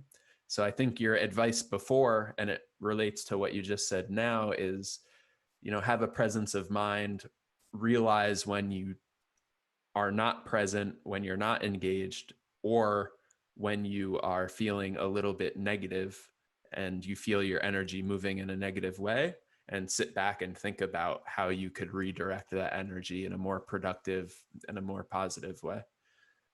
That's true, and also there's some days that you have to let it go. Say, okay, I will work from to this point, and tomorrow will be another day. Because there are some days that is you can't do it. That change of magic trick mind. Right, right. You have to Yeah. go to bed and cry, and the next day you will make things again. Yeah, I think that's really, really good advice. And I used to think about it like I used to be very passive about my mental health. I always took care of my physical health, ate well, Mm. exercised, and took control of that side of physical being. But um, I realized I was very passive mentally. If I had a negative feeling, I would just allow myself to kind of feel down Okay, come and punch me in the face. Yeah. without challenging it. Yeah, yeah. So I challenge myself now, but you're right. I think some days you're gonna lose, and that's okay. You lose one day, then come back and Yeah, fight the next day. yeah, I think the same, and it's nice to hear that because I am learning about you when you talk and learning that kind of thing of no surrender to any thoughts that we have because some thinking or thought maybe aren't you thoughts, maybe are thoughts of the inconscience of the mankind, or I don't know, the neighbor, or I don't know, maybe our brains are Wi-Fi more than cable. It's more like receive some information of the environment, the outer minds of humankind, and maybe some depressive thoughts, or I don't know, negative thoughts. Aren't you thoughts? It's just the thoughts of the humankind. The environment, yeah, No, especially I think, now. Yeah, I mean with COVID, and yeah, the US has a lot of issues right now surrounding politics and race relations, and yeah, it's a very heavy time to be alive, I think. And a lot of yeah. the news is negative, and a lot of it is very contentious. People are fighting a lot, so it's easy to give into this negative atmosphere. Yeah, Um, but yeah, I think for me it was important to realize I could challenge it by taking small steps and doing something like this, just reaching out to one random person, and now having a very deep conversation with never somebody I've never met before in my life. I think that's beautiful. and that's beautiful. Yeah, I was thinking mm, that you say all in a small steps. That helps a lot because I think all the life is small steps. If you focus in the meaning, you can achieve greater things. if you think in the greater things, you will go down, Yeah, rolling get kind of under because overwhelmed. it's too big. Yeah, over that's what I can pronounce it, but yeah, It's okay. Overwhelmed, yeah. And overwhelmed. even for producing something like, okay, you have an idea for a comic, and as a Argentinian comic writer, you have to pencil it, ink it, color it, letter it, produce it, you know, talk with the publishers, and then go to the convention and sell it yourself. I think a lot of people in that situation and a lot of creative endeavors or creative projects are like that, that the whole finished product seems too big and it seems overwhelming. Yeah, You know, even just thinking about it from your own creative space, I feel that sometimes my projects are too overwhelming. But if I do 15 minutes a day or an hour a day or 2 hours a day and just do a little bit a day, each of those days is one step or a couple of steps forward, and then you're moving. And you know, I'm sure you have a experience like that with your comics, that take those totally. steps and then you have a finished And product. it's funny because that kind of thing, I don't remember my parents or family teach these kind of things. They are, if you think about it, super silly. Um, yes, step by step. Wait, but I don't know. That they are little resources that I think we now are taking awareness. Of, hey, yeah, this work. Okay, it's not cool to have all this anxiety, Anxiety. anxiety. What I can pronounce that word? Anxiety. Again, please. Anxiety. Anxiety. Perfect. Anxiety. It's not cool, man, and we naturalize that feeling, and I don't know, it's not cool, and sometimes they are super random, like this podcast, Yeah. because you are super good, you have no reason to be anxious or bad, but whoa, what the fuck, you are feeling bad. Yeah. Uh, I think that it's cool to not naturalize uh, that kinds of emotion. Understand that we're living in a world that is propitious to that kind of feeling because it's so much pressure, economic pressure. I don't know. It's harsh to the people, but we are we want to be human beings. We want to be machines. So that kind of feelings bring to life of the capacity of feeling life inside of us. Right. So It gets in the way of our goals as like a species and yeah. also as an individual. Because if you're So you anxious, can think. it's I hard to think move all we forward. are. Yeah, I think we're looking at medicine for this kind of thing. Uh, maybe it's making comic. Maybe it's do a podcast. Maybe it's, I don't know, go running or construct something. Make that scale model to epic battles of nature and with the sparks and all that kind of funny things. For example, I started making in the back of my house. We started making an EP sweat lodge, I think you call it, or A sweat temazcal. lodge? It's a Oh, sweat lodge. like a sauna? Yeah, something similar. So that kind of thing, we do familiar one per week. It's like you drop all the bad chemistry in your brain, your the, go outside of your body. Yeah, that is, um, and that makes new space for new ideas or chemistry that you can focus. So we are rediscovering that kind of medicine or like this making comics or talk or also making little different things because uh, we don't want to the new things, but it's an error. I think we have to make our brain more plastic Yeah. and try to learn new things. One learn about new things for other persons that have different life and choices.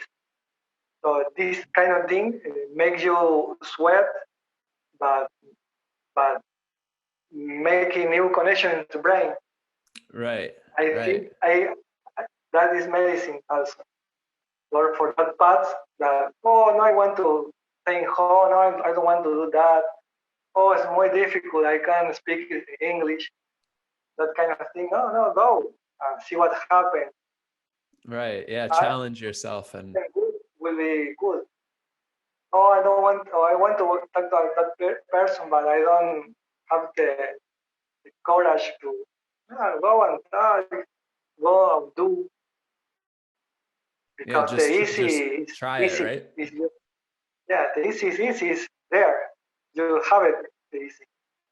Want to go a little more forward.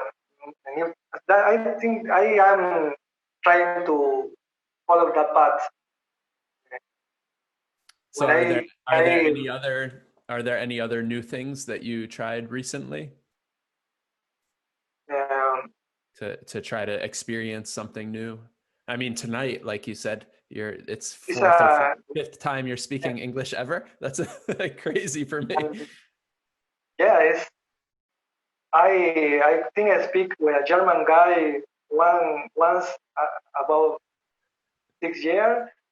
Then I speak with for by a telephone with a guy for a comic publisher, but he wants to do uh, back end deals that I don't want to do. And then you, Yeah, yeah, like, it's amazing. I'm very grateful that you could speak this level after such a short time. I think I can, for example, I can watch movies on series with no subtitles and can read. I think I read Harry Potter 7 all in English. Oh wow, So okay. I think, but I not have the practice to spoken. Yeah, I speaking know the and words, but listening and speaking is two totally different and things the temp for sure. and the time verbals, I miss. I think it's very impressive that we could have kind of a more abstract conversation and successfully so. I think that's yeah, I think it's great. So you're gonna have to wrap up soon, but if you still have a little bit of time, I have one or two more questions.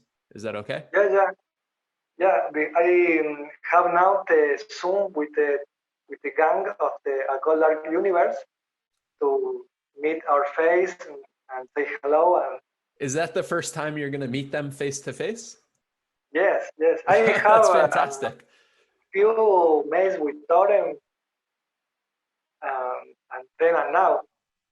So So, is it a happy hour? Do you get some drinks out and no, I am a family guy. I have a daughter of 1.5 year, and we are now. She wakes up us very early. so no We more are drinking? Or maybe no, you never no, drank?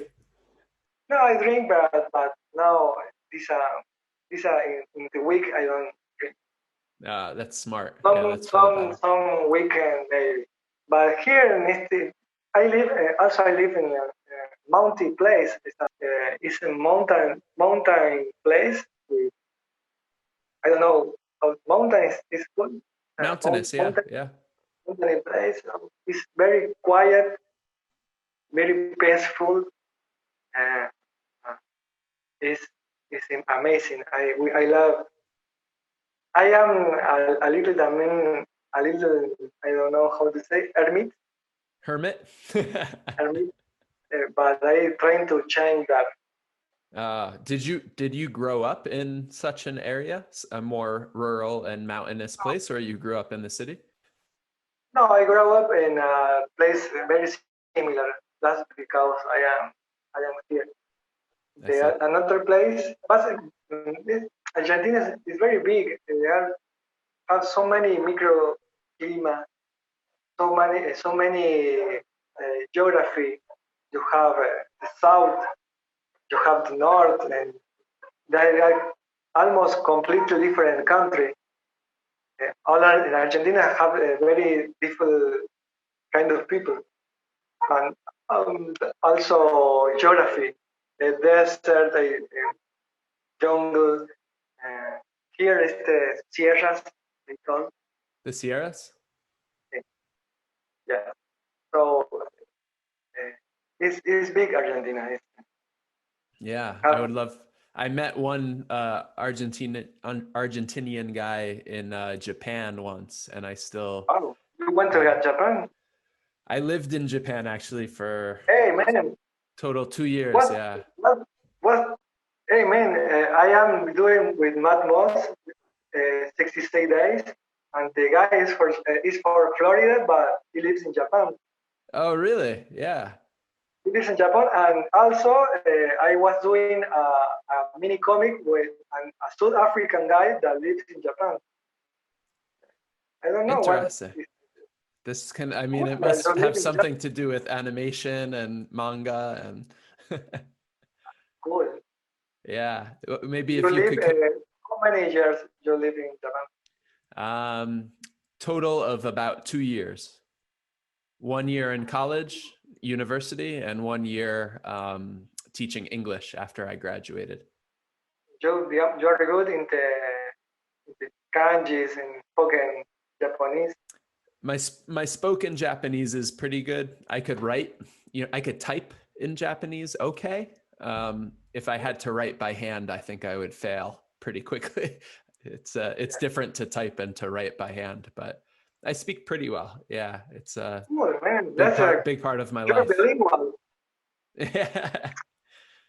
Yeah, so I know how hard it is to speak a language that you're only really used to hearing. I know that speaking and listening are two totally different things. Yeah, yeah, and we could continue having the conversation. I just want to. One thing I was interested to hear is your inspiration or some other comics or cartoons that influenced you. Because I have some, after looking at your art, I have some idea what it feels like to me, but I'm curious to hear what. I'm, I'm mostly a vertical guy. I was grown up reading all the Vertigo things. You know Vertigo? Vertigo? The No. DC Black Label now. It's the Hellblazer, one thing. But the comics, Alan Moore created the character for Swamp Thing. Then another Jamie Delano, an Englishman, start make the series. Sandman, the name of Neil Gaiman, all that kind of dark DC comics with labeled by Vertigo, I think is the name. And I grew up reading that story, but not focus too much in the art, just in the story. I think the comic is you don't want to make a reader to stop to say the draft. You want to make it turn into the next Continue. page. You have to make the all the book go to the last page. So my approach to the draft of the comic is that you have to, yeah, it have to be beautiful and have to be connected with the story, but you have to pass the page. And maybe you are 8 hours to make a page, but it reads in 2 minutes. But okay, that's its job. So you like to build the anticipation at the end of the page, and you're excited to turn, and you want people to just keep build up that excitement the end of every page to turn to the next. Yeah, I was reading the comic that way. That I think that is a good way. I don't know if it's the correct way, but I think that the comic is not illustration, it's not literature, is own Language. uh, itself. So I don't know.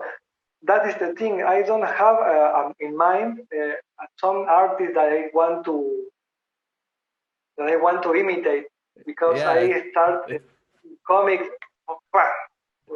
I don't after 200. Oh, I don't know why I can't pronounce in English. 2012.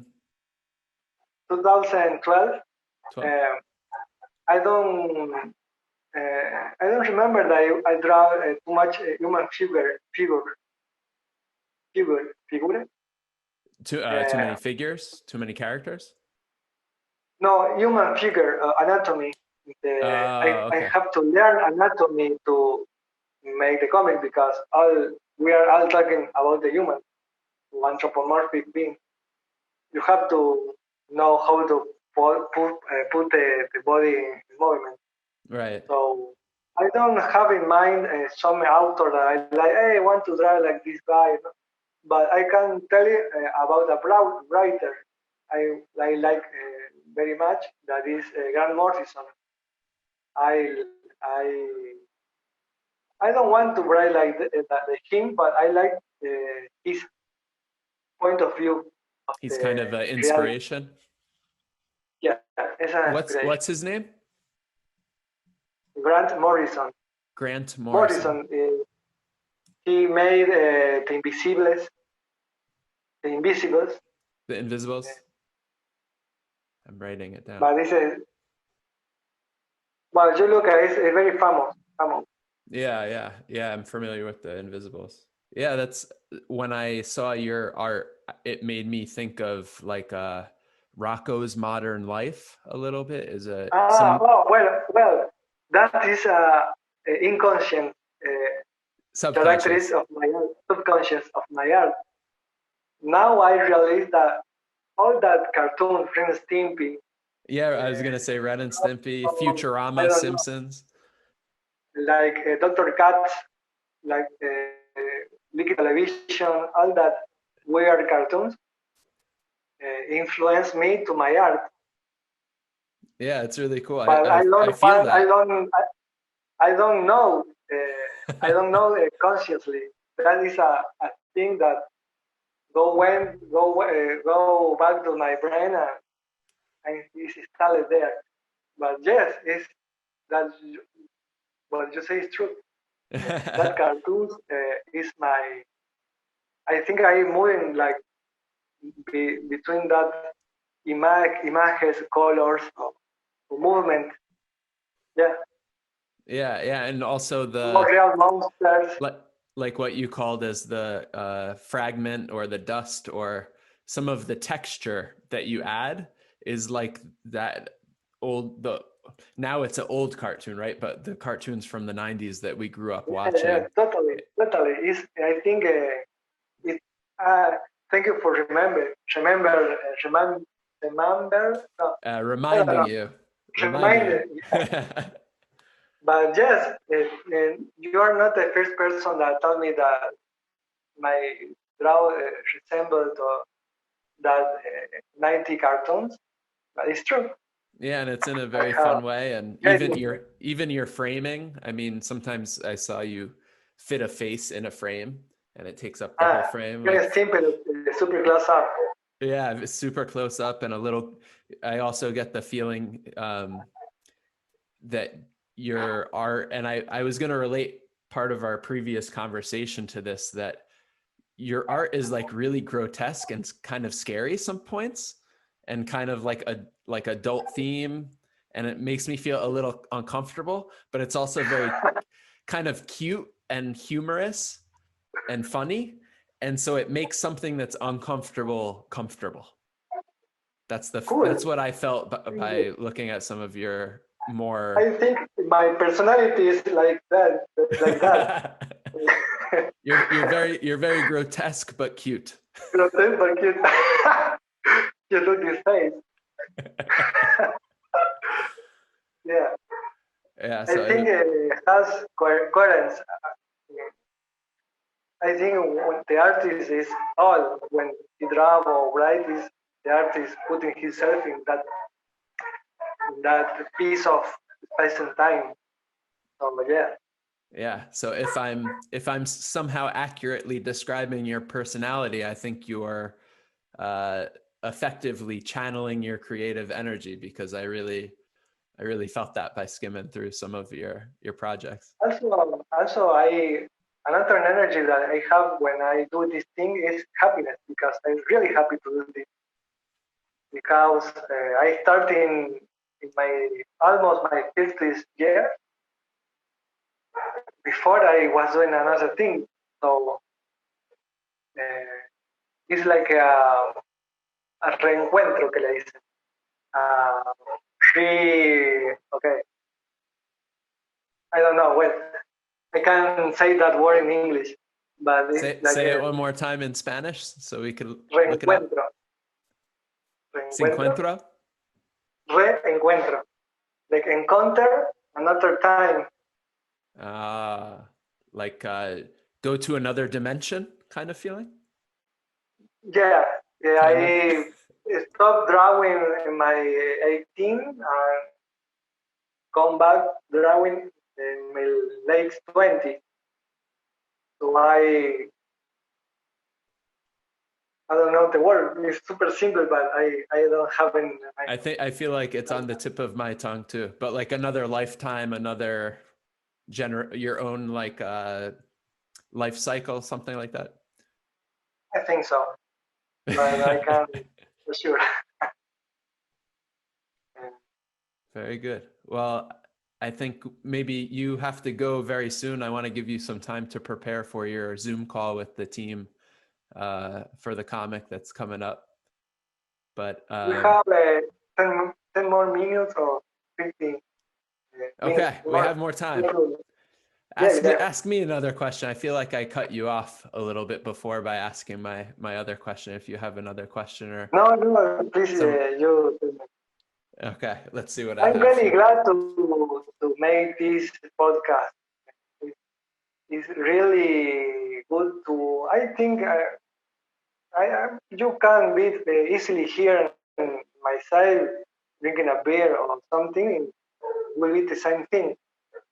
I think that is, like you say, this is an intent of connection. And I think that this purpose is was was made. We are Yeah, connecting, and that makes me yeah, I really think yeah, that that is makes me really happy. Yeah, and I think yeah, people don't do this often enough to interact with a stranger in some sort of meaningful way. So I'm really glad that you were receptive and open to not just joining me on the podcast today, but also, you know, overcoming a little bit of anxiety because you had to speak English. So it was really challenging for you. It was a harder journey for you to come to this podcast than some of my other guests. true. But I must say that I will be the same nervous it was in Spanish because I come much nervous speaking, and in English more, but in Spanish I will be the same. But I think it's all idea also. I think now I am not so shy. So how is the word? Not shy. It's shy. I think now Just I am not so shy like before in my early years. It's maybe an idea that I haven't now updated.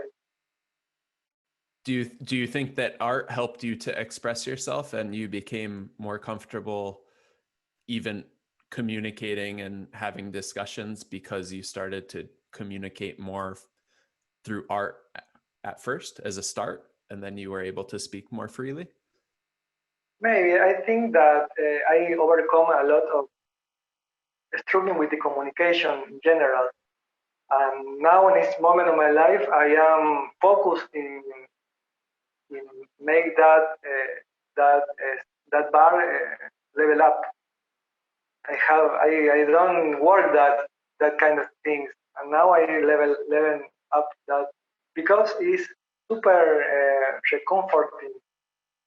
Make communication not only with other people's ourselves is like a type of communication, like knowing yourself, what is your mind processing of the thoughts, how is the communication with your family, how is communication with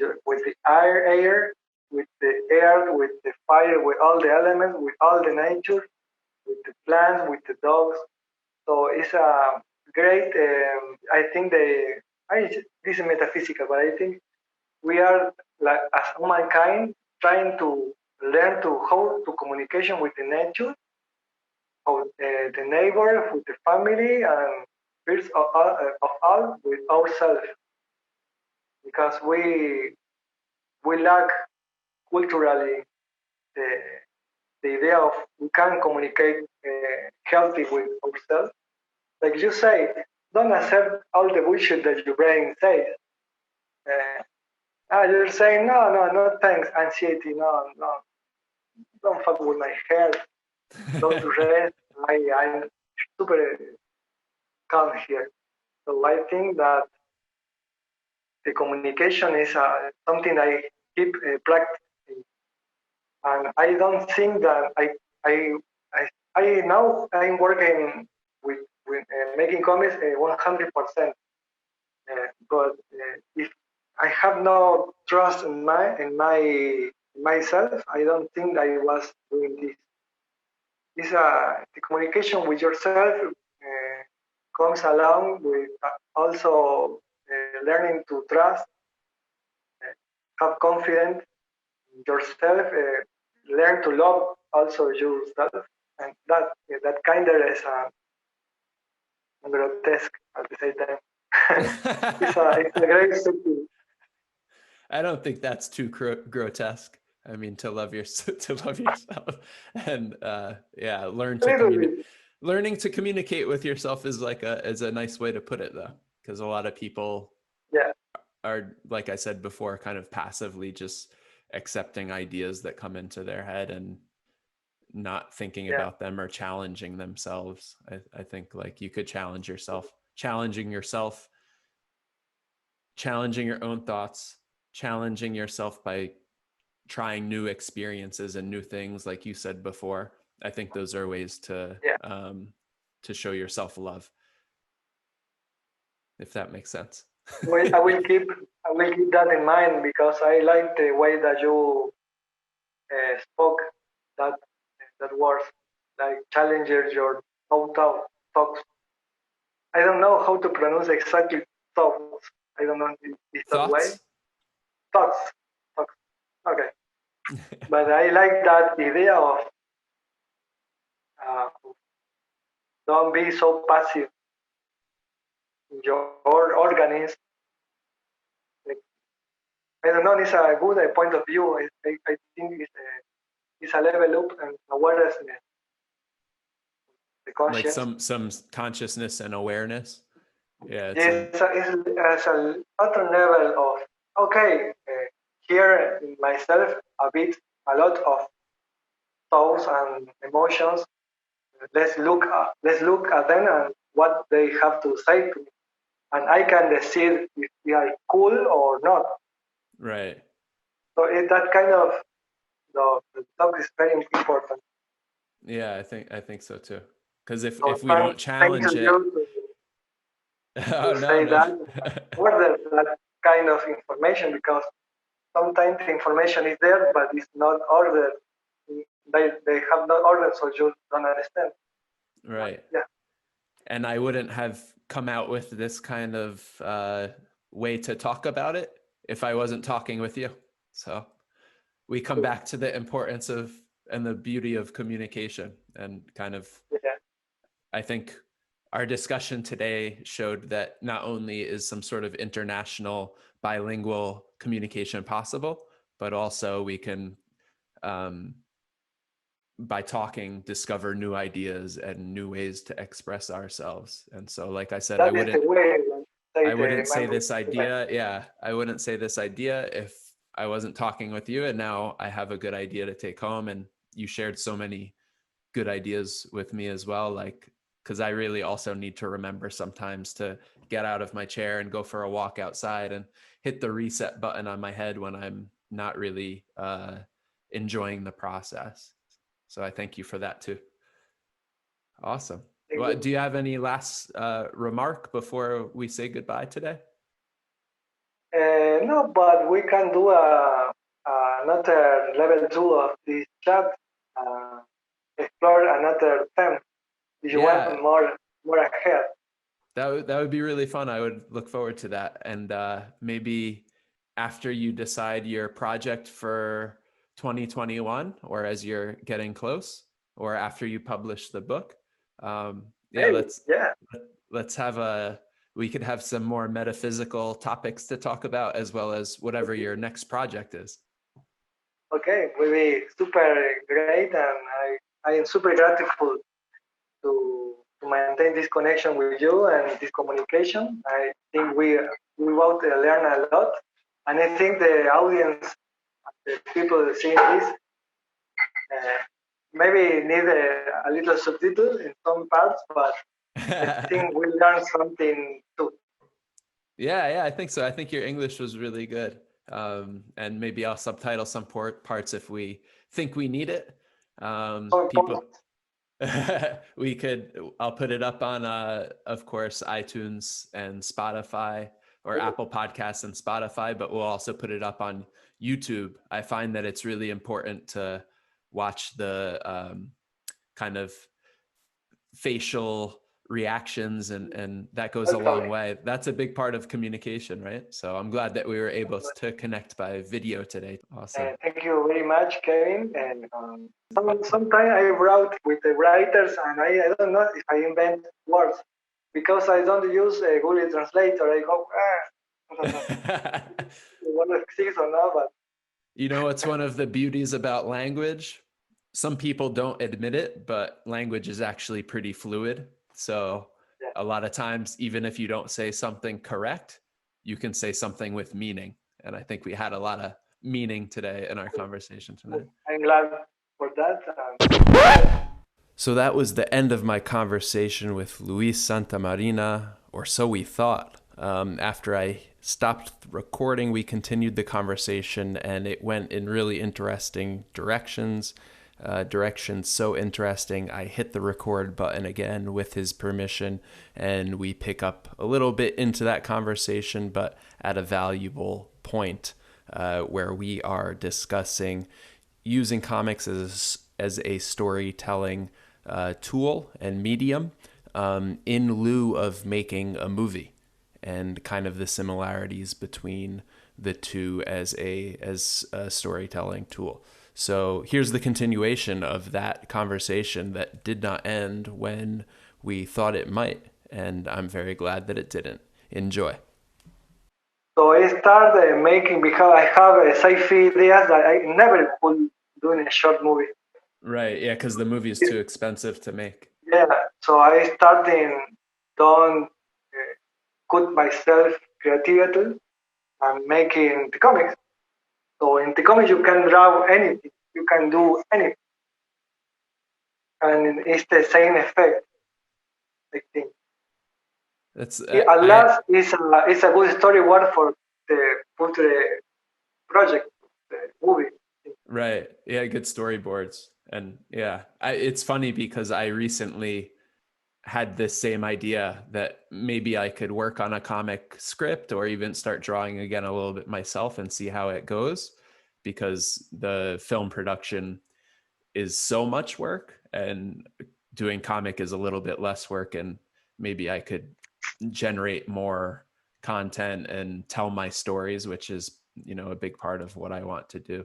at least to start. So that's good advice to maybe think Yeah, about doing a comic, and whether I do the art myself or work with an artist to yeah. I think think about you comics as a way to tell I need to stories. start working with friends, and maybe make a trade of you. I don't know. My friend edits video. I say, okay, I will draw your comic, and you please edit this thing. I don't know.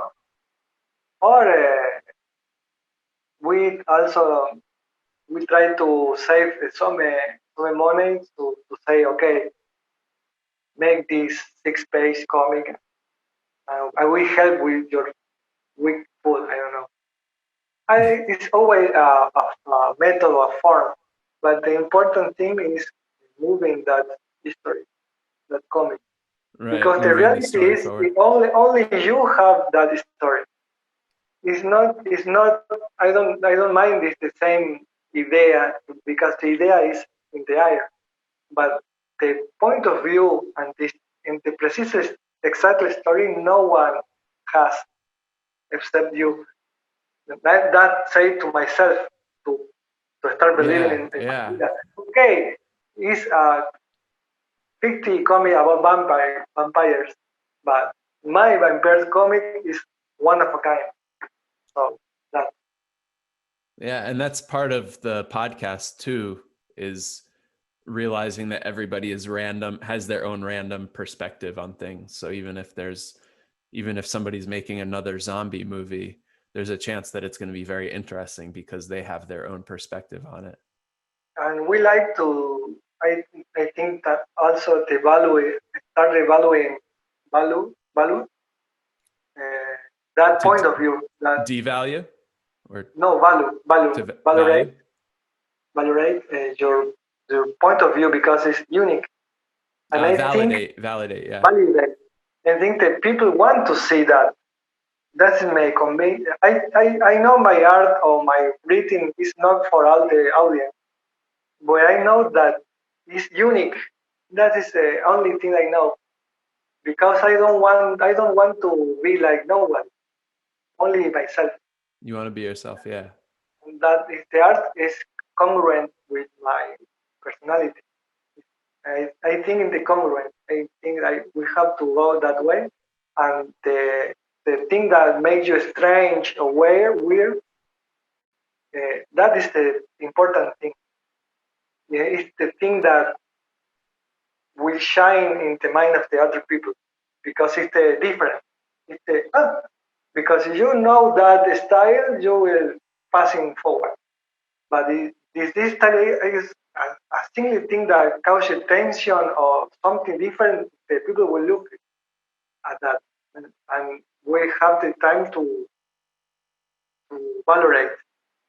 I don't know. It's a random thing, but No, I yeah, yeah. really believe in the that the error or the weird part of you is the spot of gold.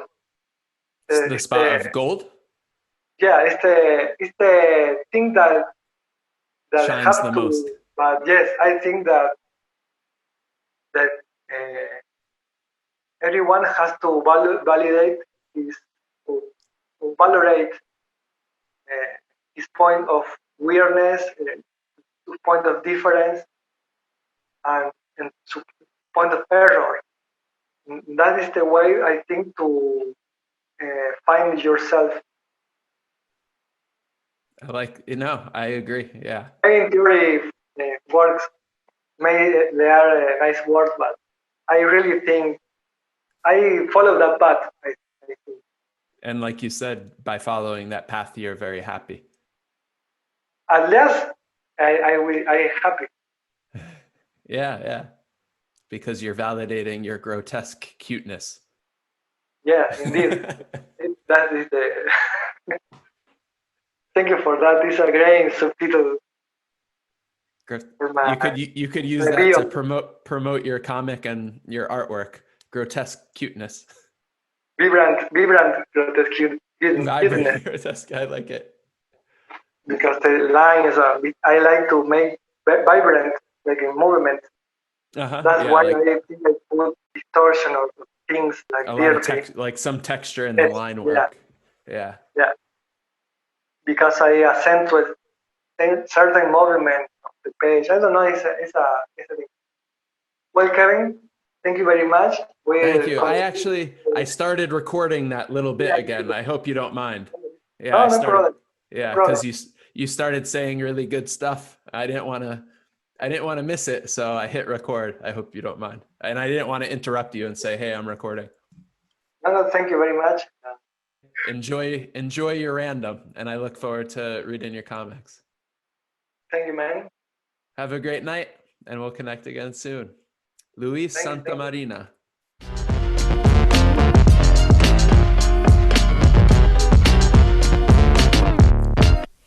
Hey there, welcome fellow random to the debriefing room, where I kind of talk about the episode, any takeaways I have to bring home from it, and a little bit of an analysis of things I did that I liked and areas where I think I might be able to improve the overall podcast moving forward.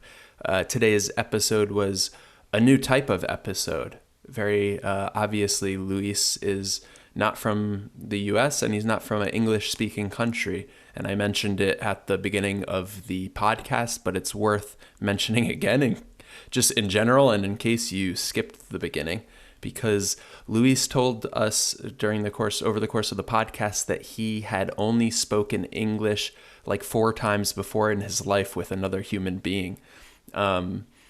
Pretty astounding that we could have such a long and deep conversation using English and a language that he is not fluent or native in, but that we can communicate with a level of depth that I oftentimes I'm not able to communicate in that way with the people around me who I'm really close to. I'm certainly very grateful that he speaks English and that a good population globally speaks my native tongue, so that I'm able to communicate with them. And that's something that has never been lost on me when I have traveled internationally and communicated with people from other countries. It's a beautiful thing to be able to communicate. And there are obviously some hurdles to overcome when you have intercultural communication and when somebody isn't at a terribly high level of fluency. But that being said, I think Luis did very well today. And if you wanted to have some subtitles to help you understand some parts that may have been a little bit more difficult to pick up on, I'm going to go ahead and subtitle the episode on YouTube in the coming week. Hopefully, I'll say in the coming weeks, but hopefully not much longer than a week later after the release of this episode. So catch the episode there, especially some tidbits that were particularly interesting. I was kind of enthralled when he was discussing the Argentina comic scene and how it evolved and crashed and rose from its own ashes like a phoenix, so to speak, to use a metaphor. I also thought it was really fun to talk about the mental games we play with ourselves and ultimately, hopefully, overcome with negativity and kind of getting into what I think is maybe the opposite of a flow state, a not optimal state of mind where you are maybe you're creating, but not in an efficient and not in a thoughtful manner. And so the product of what you're creating is not, ultimately where you would want it to be with a high level of consciousness. It's funny. So I took a break to clear mental clutter to try to arrive at some other key takeaways from my conversation with Luis. I'm being hypercritical of myself, and I don't script these. I do have a couple of bullet points I usually try to hit, but I also want to be kind of off the cuff and natural and conversational.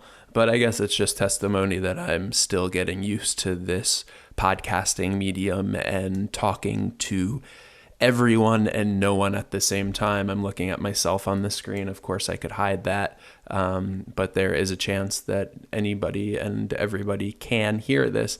And so I want my points to be articulate, and I want to be clear in my execution. But a lot of times when I'm speaking off the cuff, that is not my nature.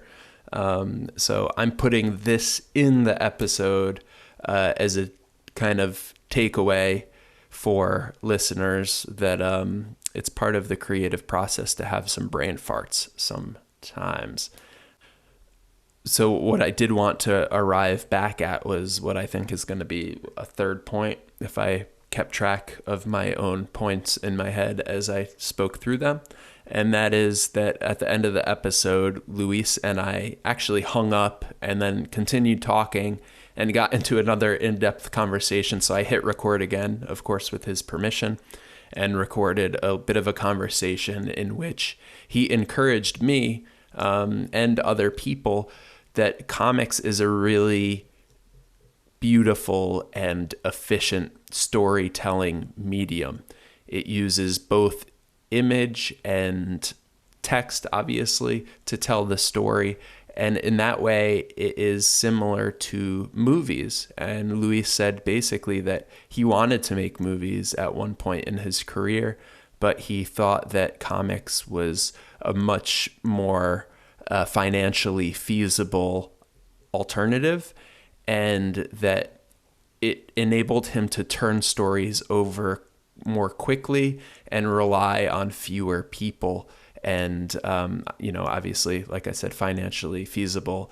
It required a lot less overhead to create a comic, and it was really kind of all within his control. I mentioned before, he pencils, inks, colors, letters, and prints, and then even distributes his comics in Argentina. So he is a full-service comic machine.